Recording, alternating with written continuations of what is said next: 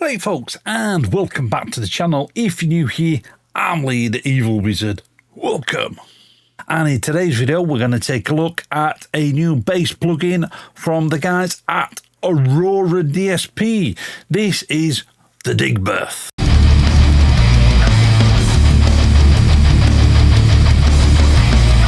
Yeah, quick disclaimer.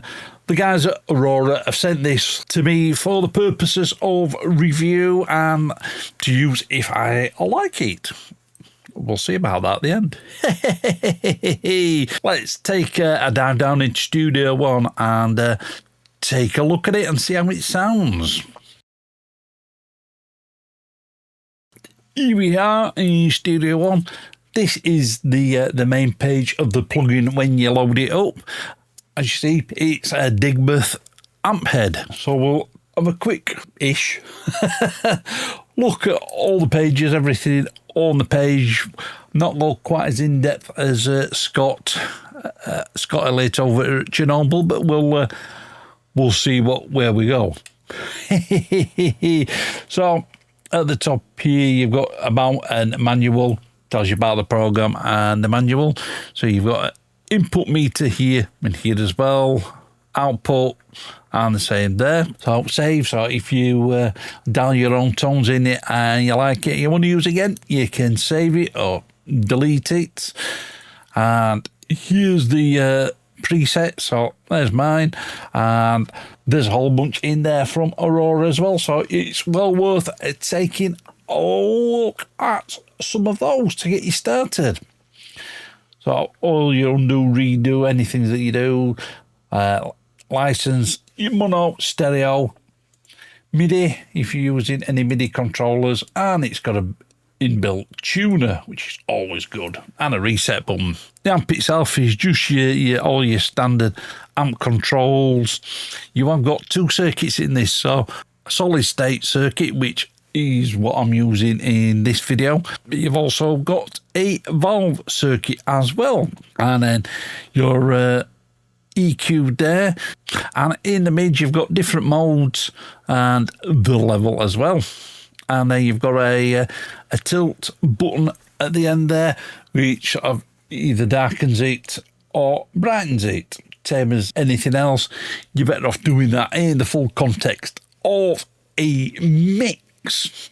Then at the bottom there you've got input and output and a gate. Since this is a real bass I'm using, I have put some gate in there, but if you're using a MIDI bass you may not need that. At the bottom here, this is your actual signal chain. As in most times in metal or rock and metal, you use what they call the split bass technique, or you have two channels, one for a more sort of overall bass tone or just for the low end, and one for the upper range from the mids upwards, just to distort things and help the bass cut through in a mix. So on the first button, this is your DI signal. This is just affecting the DI.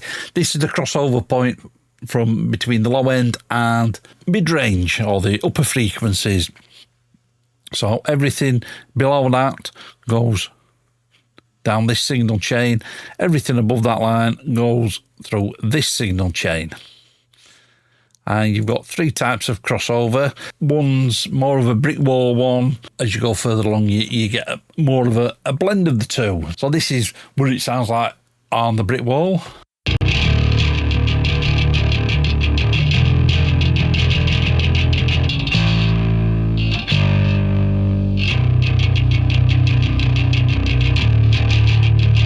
Probably need headphones to hear the difference on that one, and then you can solo each path as well. So this is the low end,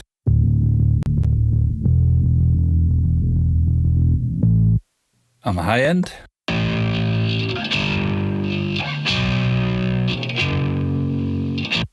You can also resize the plugin. Right, so we'll have a look at the high end first. So in front of the amp, you've got a set of pedals in there. So the 85 is like a pitch shifter type pedal. The custard factory is a compressor, and then these two pedals are different types of distortion. The Black Keith is more of an old school distortion, and the Gamma Burst is more of a modern one. So with this being a real bass, I've put some compression in there, and I've gone for that more modern sound. Just those two on.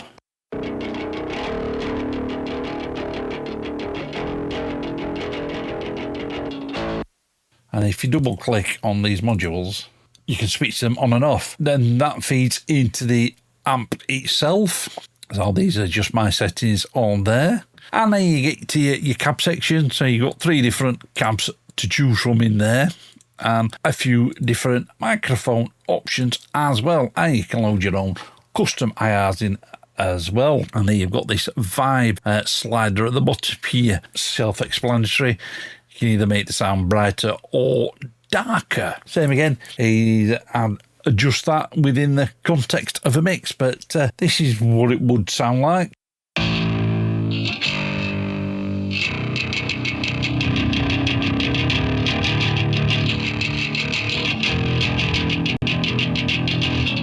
Add it around about there, just brighten it up a touch.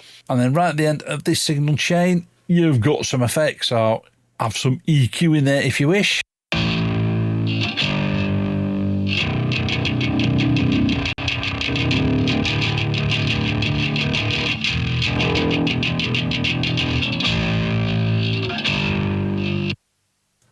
I've not, because I've got some separate EQ, I've got some separate effects going on afterwards. And then underneath that we have a sonic maximizer. Then underneath that we have 2 compressors. We have an 1176 and an LA2A style compressor. Same again if you're using real bass, and I would use these. It just helps smooth the bass out a little bit. So that's on the high end. Right, let's have a look at the low end. So the first page on the low end, this is where you can put some side chaining in there if you so wish. Example here, I have put a little bit of side chaining in there. So I'm side chaining from the kick, so when the kick hits, the low end of the bass just ducks down ever so slightly, and you can either have the placement below or above the kick. For this one, I have got it above the kick. Now you can have the cab section in there as well. For this track, I've opted not to. Then you've got the same effects section in there, and same again, I'm just really using the compressors. And if you so wish, add some extra harmonics to the low end. So 2 different ones. You've got the maximize and the growl.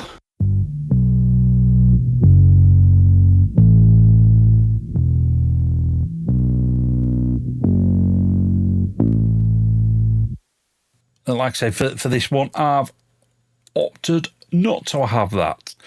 And then you can have some EQ in there as well. I've decided to do that after the plugin. So the rest of my chain after the Digbeth is I've just put some EQ in there. So without all that on, I'll show you what all these are doing. So this is just a pure bass tone.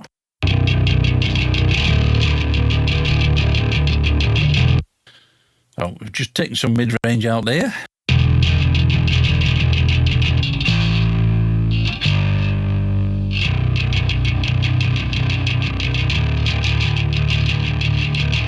Just taking some low end off, just to help it sit above the kick. And then we've got a high cut or a low pass filter in there just to take away all that, the harsh frequencies that we don't need in bass.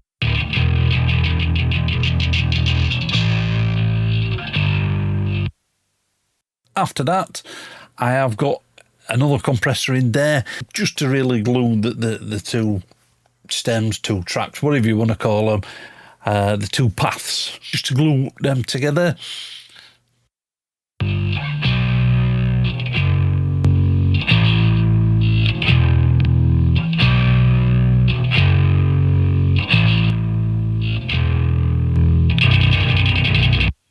And then following that, just to catch some stray peaks, I've just got this Loud Max limiter. It's free. I've used this for years and years and years.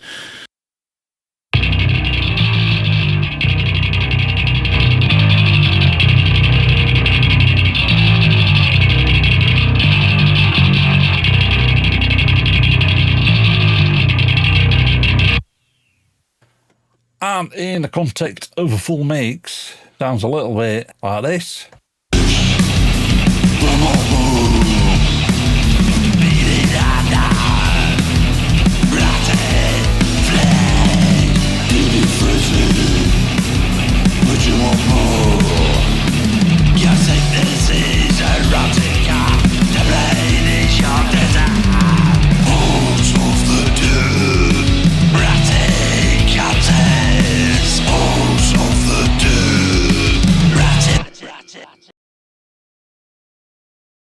So there you go, that was the Digbeth from Aurora DSP.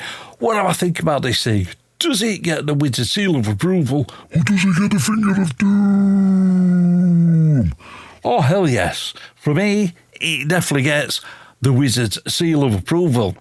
Yeah, I've been testing this out for a few weeks now, and yeah, it's definitely becoming my go-to bass amp sim. If you do check this out, I would strongly recommend going through some of those presets, finding one that you like, and then having a bit of a play about with it. I think it sounds pretty damn good. I don't think there'd be really anything to change about this or complain about it.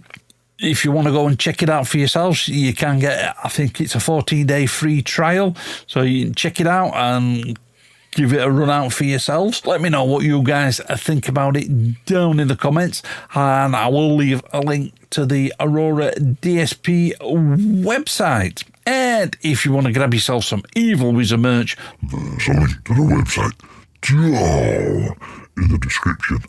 But that's all from me, folks. I will catch you in the next one. Right, folks, I hope you enjoyed that video. You can follow me on social media, and you can get my music online. And if you want to support the channel, there's Buy Me a Coffee and PayPal links. They're all down in the description. Click up here to subscribe and click the link down there for videos that you may not have seen. Keep it loud and keep it heavy.